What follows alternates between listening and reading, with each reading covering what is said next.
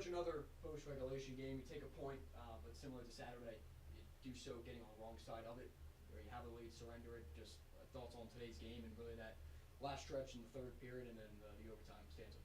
Well, today's game for us was a lot better than what we did Saturday.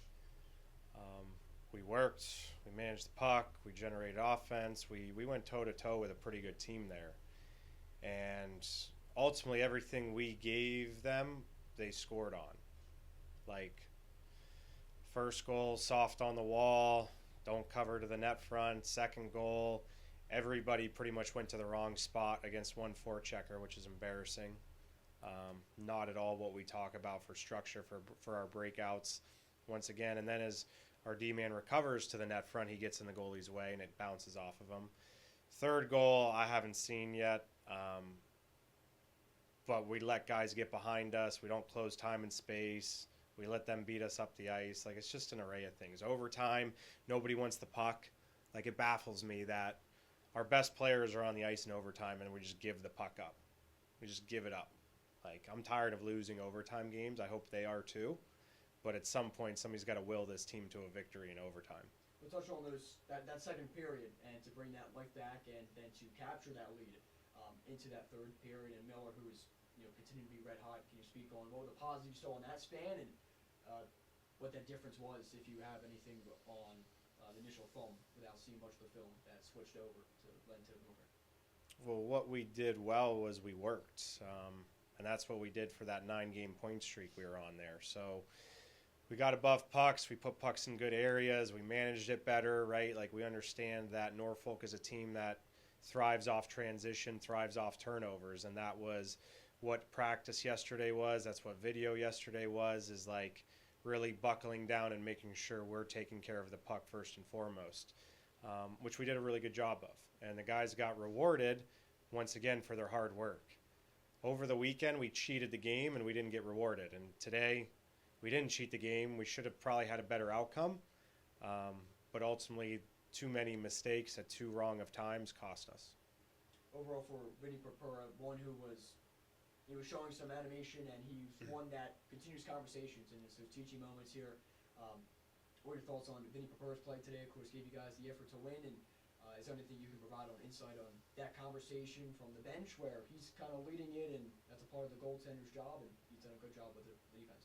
Well, first two goals, can't really blame him for anything. A backdoor tap in, and then our D-man gets in his way, and it hits our D-man and goes in. Third goal, I could probably criticize rebound control maybe, but I still, like, there's still so much more other stuff before it even gets to him that it's not his fault.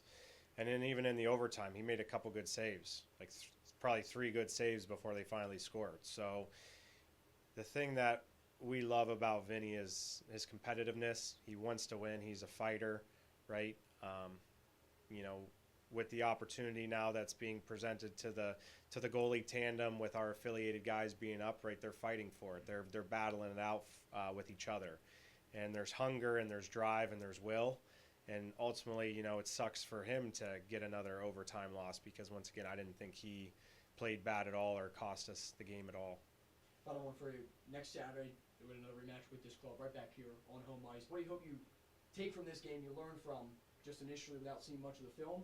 But, of course, you'll get another stab at this team after going blow for blow with them. Well, where you have to give Norfolk credit is their work, right? That is a team over there that they skate and they skate and they skate and they work and they work and they work. And if you do not put yourself in a position to match that, if you don't put yourself in a position to counter that, then it can be a long night for you. And that's, once again, the main goal, right? Like, like what I said earlier, we went toe-to-toe with them. It was a pretty good team over there. Really good goaltending, a team that's, obviously above us in the standings. And, as they have a group of players that have now been together for a couple of years, you can really see how well they mesh together and how well they play. And for us, as we've gone through this stretch here, January now into February, we've started to mesh a little bit more. And we just have to continue that on because we still have, 28 games left here to make a push and to make a run. And by no means are we out of it. It's just disappointing to beat ourselves. And ultimately, we have to get through Wheeling here this weekend, which is another huge game for us. We have 5 more games in their arena this season, and we have to find a way to win there, because ultimately the division is going to have to go through Wheeling, in my opinion.